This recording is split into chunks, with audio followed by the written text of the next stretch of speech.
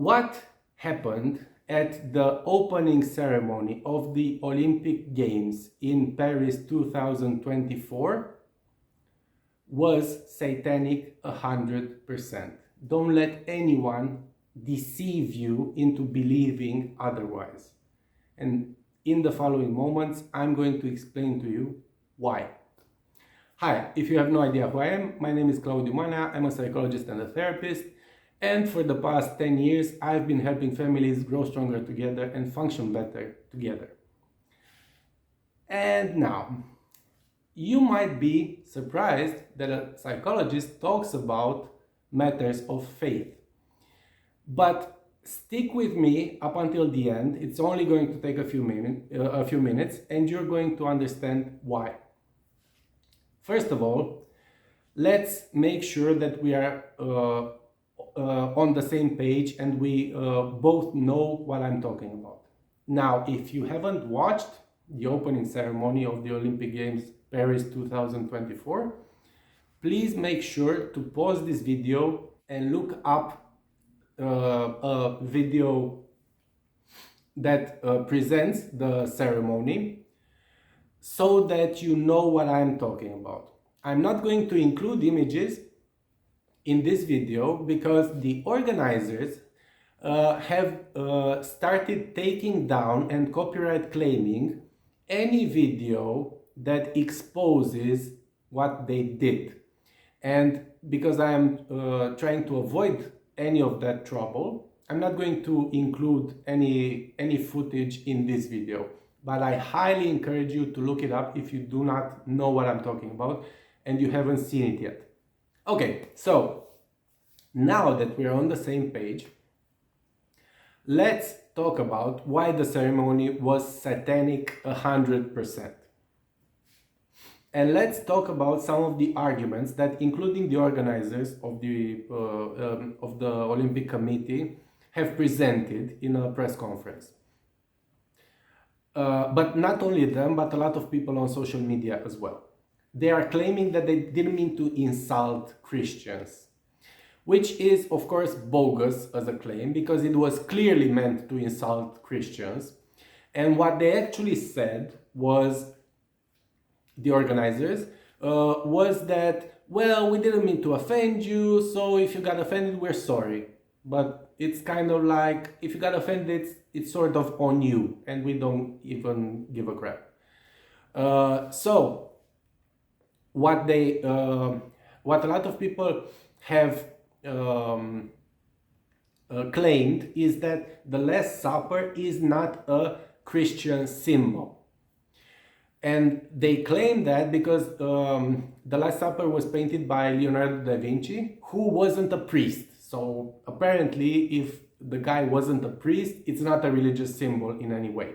Which is, of course, ridiculous as a claim. And not only ridiculous, but it's highly offensive to the intelligence of whoever is listening to this type of argument. Because the Last Supper is obviously a very well-known Christian symbol, whether or not it was painted by a priest or a member of the clergy, and it is only surpassed in prominence and in importance by the image of Christ on the cross. So the Last Supper is a really well-known Christian symbol, and to claim otherwise is ridiculous. Second of all, they say that you should be able to criticize any religion. And with this argument, I don't actually have a problem, aside from the fact that there is a time and place for that. So, if you buy a satirical magazine like Charlie Hebdo, because we are talking about France, you should expect to read things or to see things in that magazine that criticize pretty much anything, including any religion. Of course, if you know that you are easily offended, you shouldn't buy the magazine in the first place. If I go to a stand-up show, I pretty much expect that comedian to make fun of everything. And if I get offended, it's on me for for going to see that show. But the Olympic Games is not the same thing, because it doesn't have this type of setting. It doesn't have this type of mutual understanding that everything goes. The Olympic Games is a very inclusive event. It is watched by millions of people across the world, of different religions, of different that have different ideas. It is watched by people of many age groups. It is watched by a lot of children.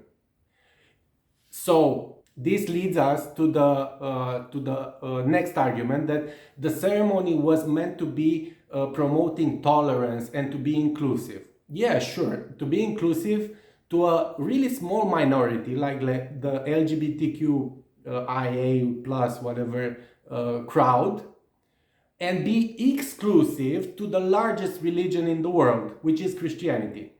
Because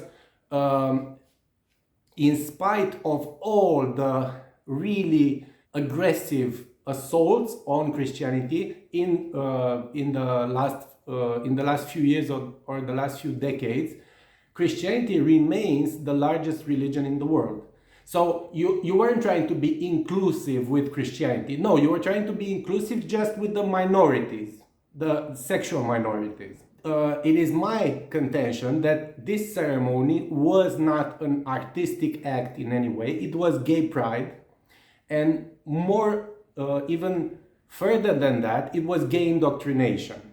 And it was gay indoctrination out of place, out of setting, and done to a bunch of unsuspecting people who came there to watch the Olympic Games, not to watch some gay pride parade.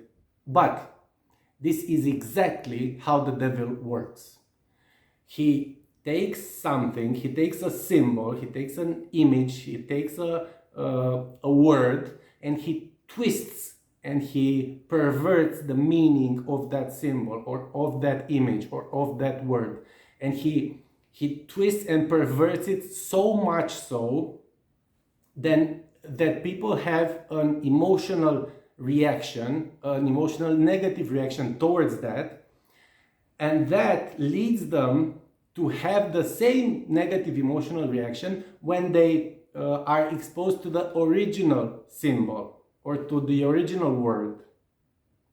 That's exactly how the devil works, and that's exactly why the ceremony was satanic, and that's exactly how you recognize the devil's work wherever you want, because this is what the devil does. It deceives, it lies to you, it tries to change the meaning of things. That's exactly what he does. The silver lining is that there has come something good out of this whole thing, and it is the fact that I am convinced that a lot of Christians have woken up because of this. And they have woken up because when you are exposed to evil, when you see evil for what it is and you stare at it, you have no choice but to recognize that if there is evil, there is also good. And you have no choice but to understand that you cannot be spiritually neutral. You can only be on one side or the other. And that's what I think that this ceremony had as an unintended effect, that it woke up a lot of Christians. And it woke up a lot of Christians into knowing that you cannot afford to stay silent anymore as a Christian, that you should stand up, and you should stand up for what is right, and you should speak the truth. Not your truth, not any of that crap, but the truth. And a lot of people have claimed that we need to boycott the Olympic Games and all of that. I'm not sure what to make of this. I've been basically boycotting the Olympic Games for 20 years. It's really uninteresting to me. I have no interest in that whatsoever. It's like Eurovision. It's like I know that the event is there, but I couldn't be bothered to watch it. But if you think that this is something that you should do, then yeah, by all means, go ahead and boycott them. But what you should take out of this whole thing, like I said, is that you cannot afford to stay silent anymore. When there is this onslaught of indoctrination coming towards you, coming towards your children, you cannot afford to stay silent anymore. And you cannot afford to hide cowardly behind the notion of tolerance and allow this kind of thing to continue. So that's what I had for you today. I hope that it was helpful. If you want to hear more from me, please don't forget to hit subscribe and ring the notification bell to be notified whenever I post something new. Whether I'll see you on the next one or not, thank you very much for taking the time to listen to this, and I hope you have a great day. Bye.